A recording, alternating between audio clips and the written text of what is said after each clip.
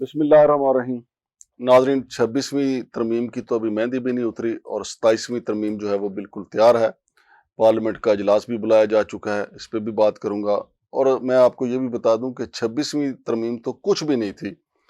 जो धुआंधार चीज़ें इसमें शामिल की गई हैं 27वीं तरमीम में, आप सुनेंगे तो हैरान रह जाएंगे।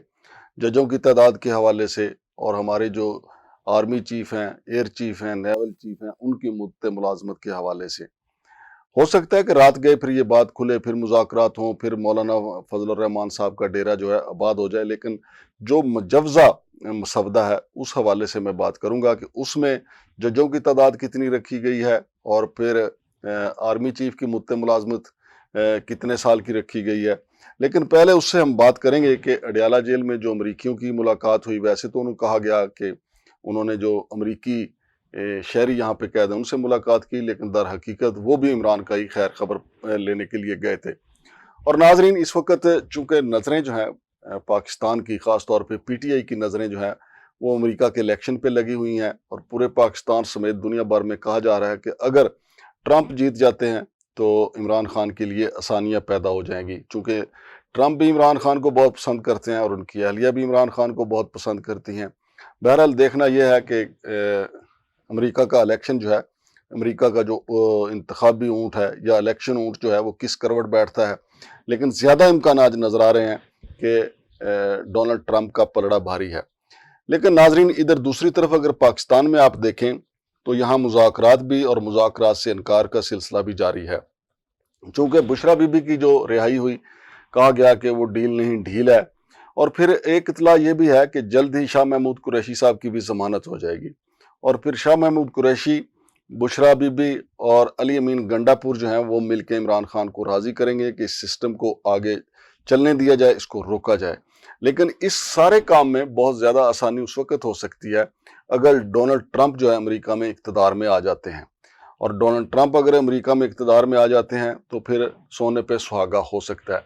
लेकिन नाजरीन, अगर देखा जाए तो पिछले तकरीबन 6 माह से ज़ोरों शोर से ये खबरें आती रही हैं कि डील हो रही है, लेकिन डील नहीं हुई। बल्कि अगर हलीमा खान साहबा का अगर एक बयान देखा जाए जो आज ही उन्होंने दिया है, उन्होंने ये कहा है कि इमरान खान ने अपना जो लेटेस्ट बयान दिया है या हलीमा खान से जो गुफ्तगू की है उसमें उन्होंने कहा है कि ज़िले शाह समेत हमारे जितने भी पीटीआई के वर्कर्स हैं जिनके साथ जुल्म हुआ है उनका हिसाब देना पड़ेगा और मैं किसी डील के ज़रिए बाहर आने का ख्वाहिशमंद नहीं हूँ।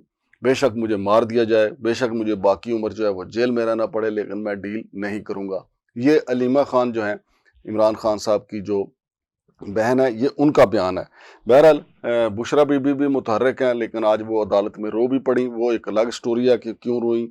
ज़ाहिर है तो वो खतून ही एक लंबे अरसे से वो इमरान खान के साथ जो है जेल की जो है वो सोबतें बर्दाश्त कर रही हैं।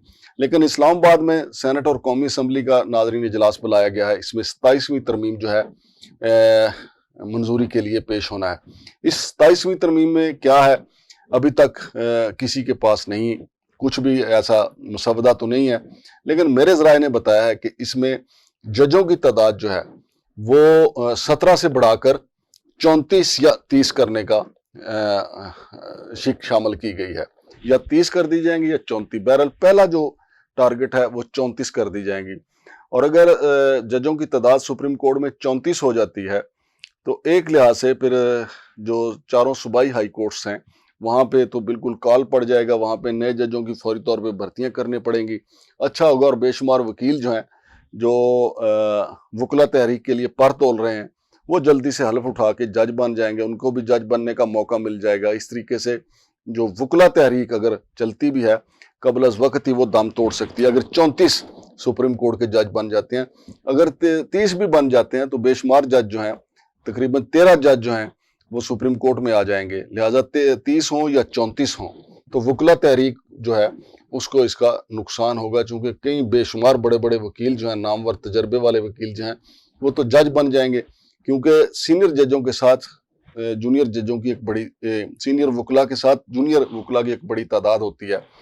और उसी चैम्बर का अगर सीनियर वकील जो है अगर जज बन जाए तो फिर बाकी वकला जो हैं ان کا تحریک میں جانا بے معنی ہو جاتا ہے۔ اور ناظرین یہ بھی خبر ہے کہ جو 27ویں ترمیم ہے اس میں جو ایک اہم شق ہے وہ یہ بھی ہے کہ آرمی چیف کی مدت ملازمت جو ہے وہ 5 سال کر دی جائے گی، اسی طرح ایئر چیف کی مدت ملازمت جو ہے وہ بھی 5 سال کر دی جائے گی، اور نیول چیف کی جو ہے مدت ملازمت وہ بھی 5 سال کر دی جائے گی، اور جوائنٹ چیف آف سٹاف کی مدت ملازمت بھی 5 سال ہو جائے گی۔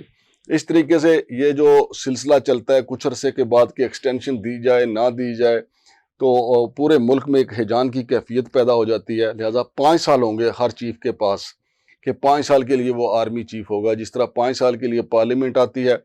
اگرچہ پارلیمنٹ تو کبھی 5 سال پورے نہیں کرتے، لیکن ہمیں امید ہے کہ آرمی چیف، نیول چیف اور ہمارے جوائنٹ چیف آف سٹاف اور ایئر چیف جو ہیں وہ اپنی مدت ملازمت انشاءاللہ ضرور پوری کیا کریں گے۔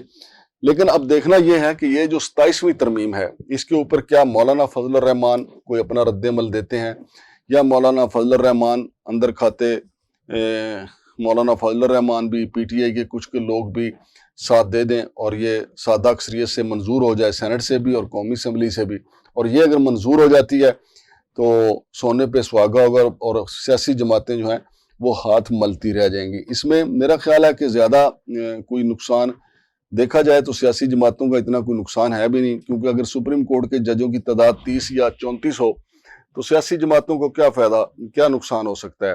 صرف یہ ہو سکتا ہے کہ جو اس وقت اپوزیشن میں جماعتیں ہیں، جو خاص طور پہ پی ٹی آئی، تو اس کو جو ہم نوا ہیں یا اس کے جو ہمدرد وکلا ہیں ان کی تعداد جوڈیشری میں کم ہو جائے گی۔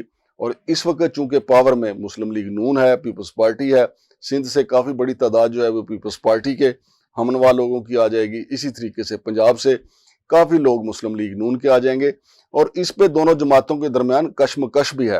دونوں جماعتیں بڑی تعداد میں اپنا اپنا حصہ مانگ رہی ہیں، اور پیپلز پارٹی کے کہنا ہے کہ ججوں کی تعداد 30 ہو یا 34 ہو، جتنی بھی کی جائے، بے شک 25 کی جائے، اس میں زیادہ کوٹا جو ہے، زیادہ حصہ جو ہے وہ سندھ سے رکھا جائے۔ بہرحال دونوں جماعتوں کا آپس میں متفق ہونا بھی ضروری ہے، لیکن مولانا فضل الرحمان صاحب بھی ججوں کے حوالے سے اپنا حصہ اچھا خاصا مانگ رہے ہیں۔ بہرحال دیکھتے ہیں کہ 27ویں ترمیم کا جو بھی کوبرا سانپ جو ہے باہر نکلے گا تو پتہ چلے گا، لیکن میرے ذرائع نے یہ بتایا ہے کہ 27ویں ترمیم میں یہ ہونے جا رہا ہے۔ شمشاد مانگٹ کو اجازت دیجیے، اللہ حافظ۔